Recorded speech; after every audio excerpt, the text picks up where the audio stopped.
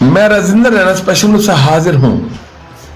हमारे प्रिय गुरु जी सूबेदार सरदार सेवा सिंह जी द्वारा स्थापित Sukhpal senior secondary school Ugala Ambala की विस्तृत रिपोर्ट लेकर। दरअसल यह स्कूल जहां शिक्षा के क्षेत्र में अग्रणी है, वहीं खेल एवं अन्य गतिविधियों में भी इस स्कूल का कोई सानी नहीं है। इस स्कूल में बच्चों के चहुमुखी, ये कहें कि बहुमुखी विकास के लिए हर संभव प्रयास किए जा रहे हैं। यहां तक कि गरीब बच्चों को इस स्कूल में मुफ्त शिक्षा भी दी जाती है। इस स्कूल की विशेषता यह भी है कि इस स्कूल के बहुत से बच्चे साइकिलिंग में इंटरनेशनल प्रतियोगिताओं में भी हिस्सा ले चुके हैं। पेश है होनहार युवा प्रिंसिपल हरपाल सिंह जी का विशेष इंटरव्यू।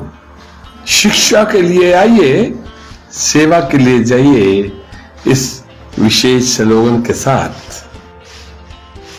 धन्यवाद सर, आपके चैनल का बहुत बहुत धन्यवाद कि आज हमारे स्कूल के पढ़ने में पहुंचा है, और स्पेशल आपका कि आप एक वरिष्ठ पत्रकार हैं और समय समय पर एरिया की जो समस्या है आवाज़ उठाते रहते हैं।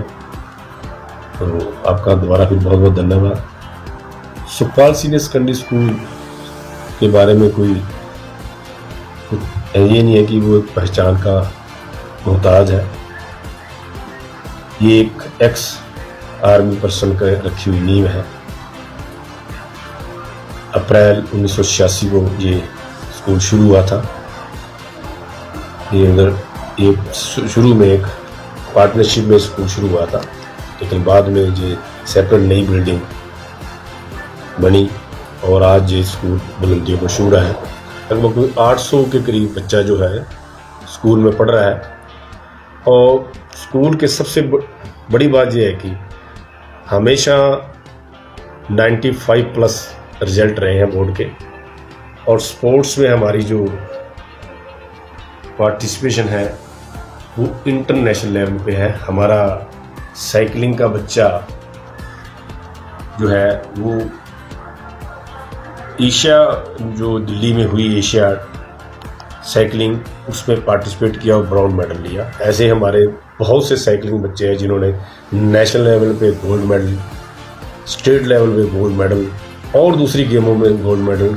मतलब कहने क्या है कि एजुकेशन के अलावा स्पोर्ट्स में, कल्चर एक्टिविटी में और अदर जितनी भी जो बच्चों के चौमुखी विकास के लिए जो ज़रूरी चीज़ें, हर चीज़ पे पूरे तहे दिल से हम दिल से उस पर मेहनत करते हैं। हमारा स्टाफ जो है बहुत मेहनती स्टाफ है, जो नज़दीक के गाँव से या शाहबाद से या अम्बाला तक के जो से स्टाफ हमारे पास आ रहा है। और हम ये नहीं किया कि एक पैसे कमाने का जरिया नहीं रखा, जो कि आजकल एक स्कूलों के प्रति एक लोगों का रुझान है। आज तक पीछे कोरोना का एक बहुत बुरा स्कूलों में इफेक्ट पड़ा, लेकिन मेरे को दूसरे स्कूल को नहीं पता, अपने स्कूल के बारे में कहता है कि हमने एक भी एम्प्लॉइज को नहीं निकाला और सभी को सैलरी दी। छुट्टी बेशक कोई आया नहीं, even including bus driver, conductor. हालांकि हमें सरकार ने ये कहा था कि आप बस की फीस नहीं लोगे, हमने बस की फीस बिल्कुल ना लेते, सभी को सैलरी दी। क्योंकि मेरे मन में शुरू से, क्योंकि मेरे फादर साहब ने एक ही चीज़ कही थी कि वो आर्मी से रिटायर थे और एजुकेशनिस्ट, सबसे पुराने एजुकेशनिस्ट एरिया के अगर माना जाए तो वो थे। मेरे ख्याल वो एजुकेशन विभाग में थे। एजुकेशन सूबेदार रिटायर हुए सरदार सेवा सिंह, तो एजुकेशन में ही रहे वो। 75 साल की एज में से वो लगभग उन्हें 55 साल एजुकेशन का एक्सपीरियंस है। पता लगा है कि गांव के भी बहुत बच्चों को उन्होंने फ्री में भी पढ़ाया है। बिल्कुल फ्री पढ़ाया। वो कभी ट्यूशन पैसा लेते ही नहीं थे। शाम को भी मैंने देखा है कि जब मैं छोटा था तो कम से कम 50 70 बच्चे बैठे होते थे पढ़ने के लिए, कभी किसी से पैसा नहीं लेते थे, बिल्कुल फ्री एजुकेशन के लिए। तो मेरे को पता है कि कोई भी उनके पास चल के आ गया उसको मना नहीं करते, सारे काम छोड़कर बच्चे के लिए। वो कह रहे मैं बड़ा ही बच्चों के लिए हूँ, अगर मैं पढ़ा रहा हूँ तो ठीक हूँ, अगर नहीं पढ़ा रहा तो मेरे को मतलब कि मैं अपने आप को बीमार महसूस करता हूँ।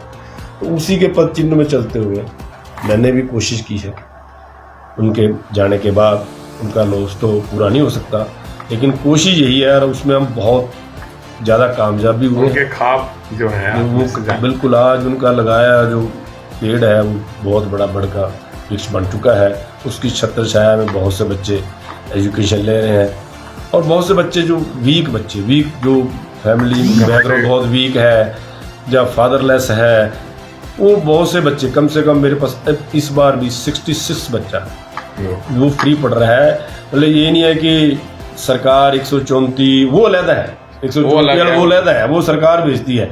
हालांकि उसमें हमें बड़ा दुख होता है कि बार की 134 में ऐसे लोग आ जाते हैं जो कि साधन संपन्न समर्थ हैं, जो हर किसी जो इनोवा गाड़ी में घूमते हैं, उनमें आईफोन है, वो झूठा मूठा सर्टिफिकेट 1,80,000 2 लाख का बना, जिसके एक जेन्युइन बच्चा जो गरीब है उसका हक मारता है। जहाँ हमें दुख बहुत होता है, तीस होती है, हम उसको जानते हैं भी ये इसके पास सब कुछ है, लेकिन क्योंकि उनके पास सरकार का बना हुआ प्रमाण पत्र है, हम कुछ नहीं कर रहे। शिकायत देने के बाद भी सरकार को कुछ करना चाहिए। शिकायत देने के बाद भी कोई कार्रवाई नहीं की। सरकार से हमारी रिक्वेस्ट है कि प्लीज ये जो बोगस जो इकोनॉमिकल वीकर सर्टिफिकेट बनते हैं, इनको बड़े ध्यान से, ऐसे नहीं है कि 10 रुपये का एफिडेविट दे दिया, पटवारी साहब जी ने उस पर रिपोर्ट कर दी, तहसीलदार साहब जी ने उसको बना दिया, नहीं, बाकायदा फिजिकली वेरिफिकेशन गांव में शहर में जाके हो, वहाँ पता लगे कि इनका मकान है, कच्चा है, पक्का है, जिनके पास क्या क्या चीज़ है, जो सही मायने में हकदार है, सही मायने में है, वो किसी भी स्कूल में, क्योंकि मैं ब्लॉक प्रेसिडेंट भी हूँ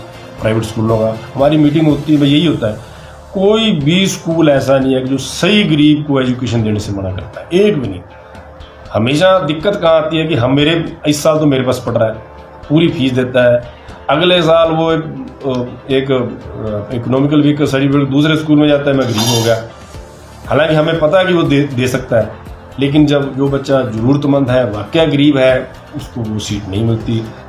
लेकिन आप मतलब 66 बच्चों को एजुकेशन दे रहे फ्री पढ़ा रहे हैं, उनको बुक्स भी दे रहे हैं, उनकी और कोई फैसिलिटी, इवन कईयों बच्चों से बस फीस भी नहीं ले रहा, क्योंकि मेरे को यही तसल्ली रहती है कि मैंने कुछ किया, समाज के लिए कुछ किया है, तो एजुकेशन में हम है, तो इन बच्चों से ही है, इन बच्चों से ले रहे हैं, बच्चों से लेके जो बच्चा जरूरतमंद है उनको हम फ्री पढ़ा रहे हैं। जो बच्चे बाकी हमारे जहाँ पेरेंट्स बहुत अच्छे हैं, हमें बहुत कोऑपरेट करते हैं। कोरोना काल में काफी पढ़ाई भी प्रभावित हुई बहुत, तो उसके लिए आपने कुछ नया किया होगा, कुछ बच्चों को प्रभावित ना हो। कोरोना काल में लर्निंग लॉस इतना ज्यादा हुआ कि वर्ल्ड बैंक की रिपोर्ट भी आपके सामने प्रकाशित हो चुकी कि कितने अरबों खरबों का नुकसान हुआ है।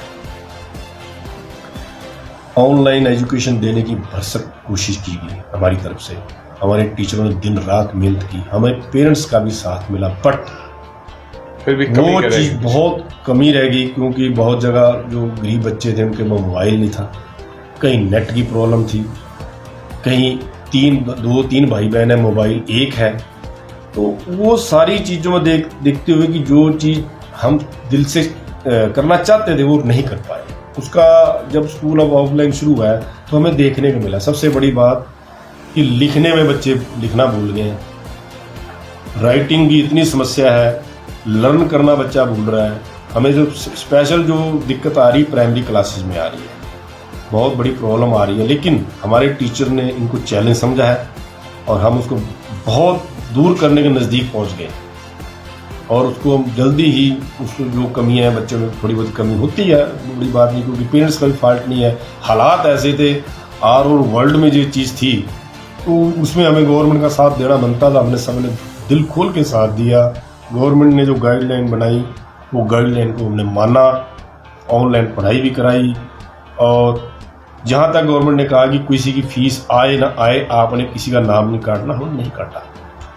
तो उसके कारण हमारा लाखों का बैलेंस पेरेंट्स की तरफ रुक गया, लेकिन धीरे धीरे पेरेंट्स, क्योंकि पेरेंट्स का बहुतों का कारोबार रुक गया कोरोना काल में, उनका भी कारोबार हमने मिलजुल के जैसे तैसे सैलरी भी दी और अब पेरेंट्स भी धीरे धीरे उससे जो उनका जो नुकसान उससे बाहर उभर के आ रहे हैं, तो धीरे धीरे हमारा पैसा दे रहे हैं, दे देंगे, हमें इसकी कोई चिंता नहीं है, क्योंकि हमारा जो पेरेंट्स है बहुत अच्छा है, मेहनती है और वो जल्दी इस जो अपनी उनकी कोई रोजी रोटी का नुकसान हुआ है उसको काबू में पा लेंगे।